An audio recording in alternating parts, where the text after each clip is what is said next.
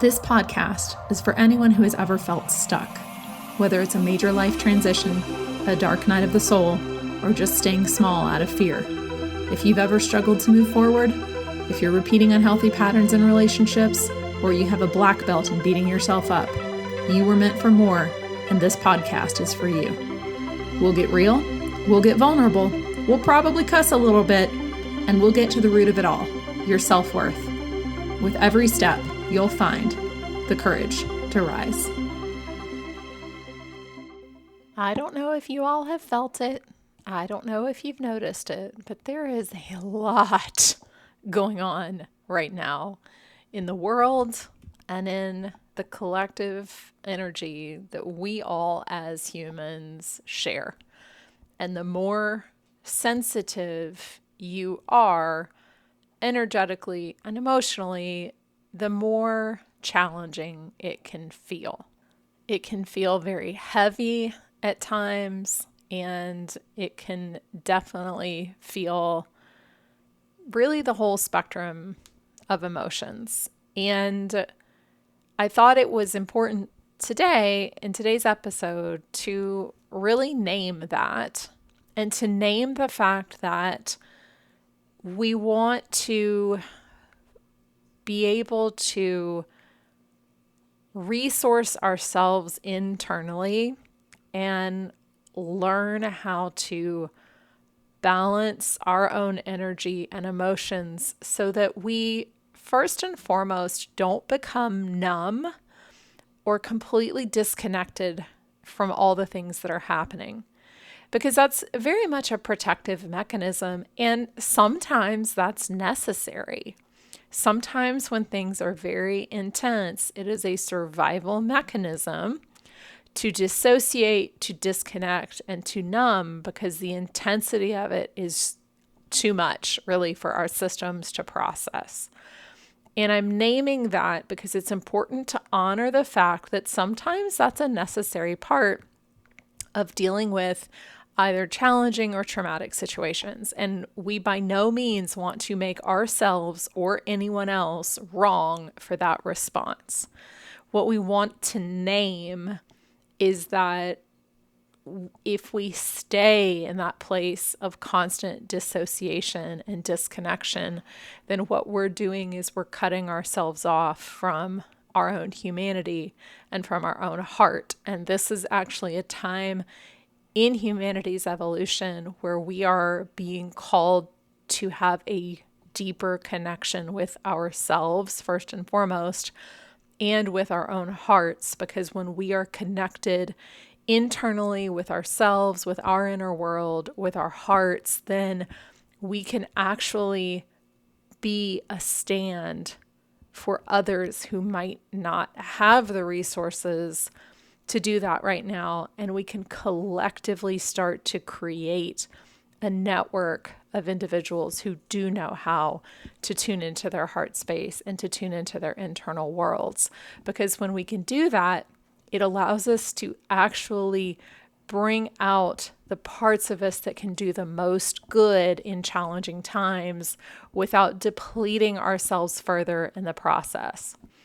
It becomes an invitation to be an energy ninja when it comes to managing your own internal world, and to also be very honest with yourself about the things that are creating a lot more friction and heaviness for you.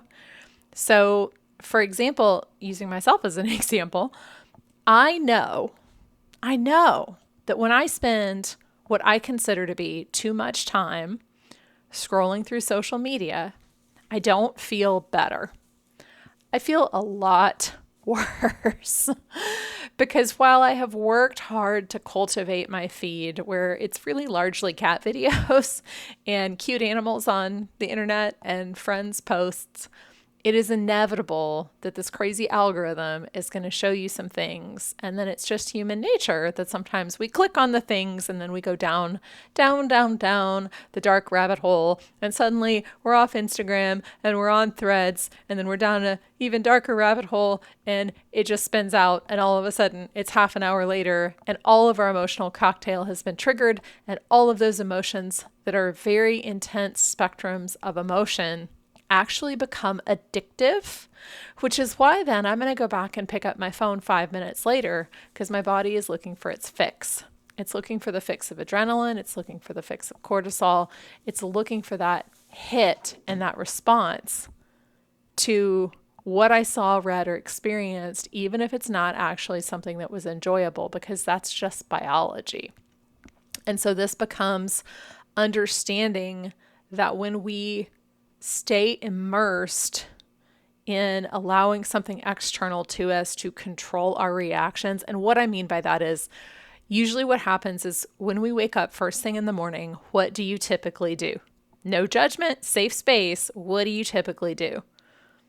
I do it too. I typically reach for my cell phone. Sometimes it's because we need to turn our alarm off, but more often than not, it's a habit that we reach for our cell phone. We go to email, we go to text messages, we go to social media, and all of a sudden something outside of us is now controlling how we're feeling, because we are responding and reacting to what we're seeing as opposed to consciously choosing how we're going to start our day. And that's okay. If you're happy doing that, continue to do it. But it's bringing awareness to the fact that when we are engaging in something like social media, and to be fair, I'm not demonizing social media. Just like anything, it has a place, but it also has a slippery slope where we can end up feeling worse instead of better. It can end up feeding negative emotions as opposed to helping us resource into a state of being able to navigate the world from a place of resilience. And so when we're in that loop, then literally something outside of us is creating the emotional reaction within us. And when that happens, we have quite literally given our power away to something unconsciously, and then we're being controlled by that, and our day is being impacted by that. And what happens is then we're not able, or we're not resourced well to be able to navigate whatever else comes our way. And then you're being bombarded by the news, by social media, by all these different outlets that are competing for your emotional attention. And then at the end of the day, you're drained, you're defeated, you're sad about the state of humanity, and God forbid you're also hormonal at the same time. Ladies, you know what I'm talking about. And when we allow that to go on unchecked, it creates a continual downward spiral. And then we start to feel hopelessness and despair, and everything we read is challenging and difficult, and it can lead us to a very, very heavy place. And so what we're looking for is we're looking for the balance of personal resourcing and personal resilience, whereby you can exist in a world where very unfair and terrible things are occurring and have an appropriate reaction to that. Nowhere in here, well, I'm not saying it, some people say it, nowhere in here am I saying that the purpose of this is to positivity bypass over things that are going on in the world or to blithely ignore them. No. What I'm saying is what I believe is of utmost importance at this juncture in humanity is that we all, those who have the desire to do so and the inclination to do so, really understand how to start to tune into themselves and their own inner world. Because the more we do that, the more we really truly become unfuckwithable from outside sources. It allows us to stay in contact with our critical thinking. It allows us to stay in contact with our heart and with our intuition. And that is going to, in my opinion, become even more critically important as the months and years go by. And I know I've said it before, but the less and less we're able to trust our eyes and ears because of AI, because of deep fakes, and the less and less we're able to put trust in things that anyone says, because there seems to be a lot of distortion and a lot of versions of what people will call the truth these days. It's going to become more and more critical that each individual understands how to tune into their heart space and their own intuition for the answers.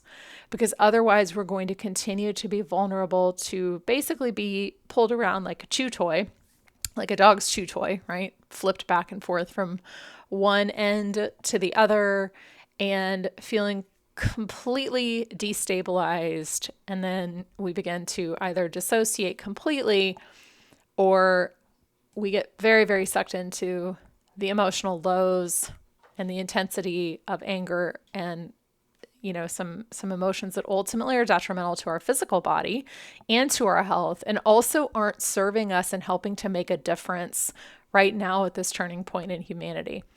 So it's challenging because we do live in a world where social media and glowing rectangles are everywhere. And I am not saying to get off of it altogether unless you feel called to do so. I have this love-hate relationship with it where I actually would very much like to be off of it, but I have a lot of friends on there. I have a lot of clients on there.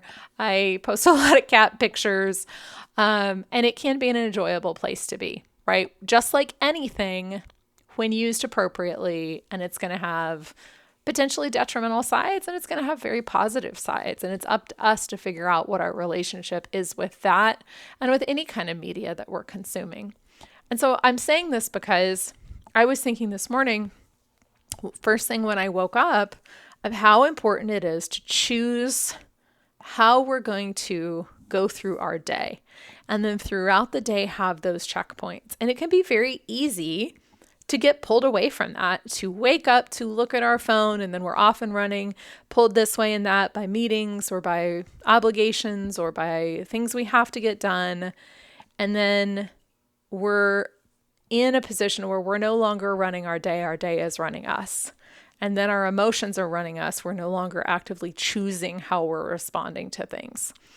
And what I've noticed in myself is that when I've gone through times where I have really reduced my interaction with social media and reduced my interaction with any kind of news outlets, it's not because I am trying to stick my head in the sand and say that things aren't going on. But what I'm saying is I have hit a point where I am no longer going to be productive or well-resourced to navigate challenging times if I continue to feed myself mentally, emotionally, and energetically with these types of things, right? Especially because, in my opinion, you can't trust half of what's out there anymore because everybody has an agenda and people get ratings by how they get you to emotionally respond to something. That's a whole other conversation. So when you find yourself in that place, just notice if you're habitually scrolling, or if you find yourself clicking obsessively on news articles or Reddit threads or whatever your particular digital drug of choice might be. And really ask yourself the question of how what feeling it's creating within you when you're doing that. And start to notice if it's something that has become very habitual and if it's something that ultimately is not going to be serving you. Because like I said, I've gone through my own ups and downs with this, and I can tell when I get back into that addictive cycle, I become very disconnected from my own intuition again. I start to feel really down, and it starts to feel much darker. And that means I'm not well resourced to show up in the world and be my best self. And when I say be my best self, I mean it in the terms of really bring to bear in each moment the best version of me that I can be in any given moment, which means I know what it is to tune into my heart space. I know what it is to connect to my intuition, to be able to choose my own thoughts. And I also know when I've fallen out of that too far and I'm getting pulled around like the doggy's chew toy. And so it starts with really understanding where it is we're giving our power away to those external things and creating those stops so that we can choose again. Like first thing in the morning, I did it this morning. First thing in the morning when you wake up, my instinct was to reach for my cell phone, go to social media, check my email, and I thankfully had put a block on it so that I would give myself that little pause to choose again and go, wait a minute. I don't want to start my day like this, or I'm going to get sucked into email and all of a sudden I've lost control of how I'm going to set my day up.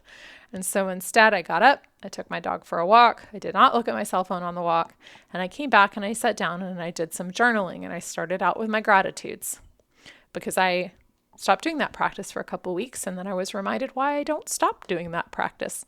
And I sat down and I wrote my gratitudes, and I made it real weird.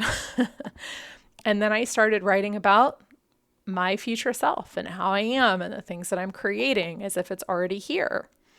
And then you can sit down and you can write about the day that's ahead of you and who it is you want to be during the day. Maybe it's a challenging meeting you have. Maybe it's a challenging coworker or some work associate that you don't have great feelings about. So you go, okay, who am I going to show up as today? And a lot of times people will say, well, I don't have time to do that. Do you have time not to do it?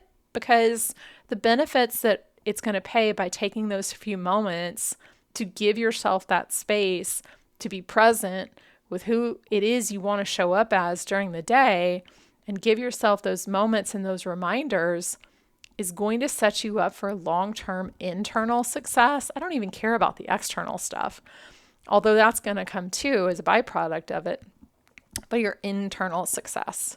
Because I know the days when I do it and I know the days when I don't do it.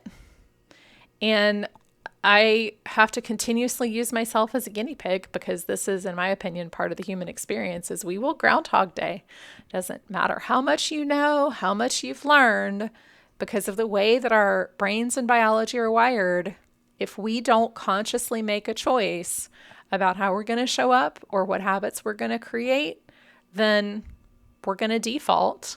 We're going to default back to, it's that negativity bias. We're going to default back to it, and it's going to be a downward slope. And we really, at this juncture, need everybody who is willing and able to truly understand the power you have to choose in your own life, no matter what's going on externally.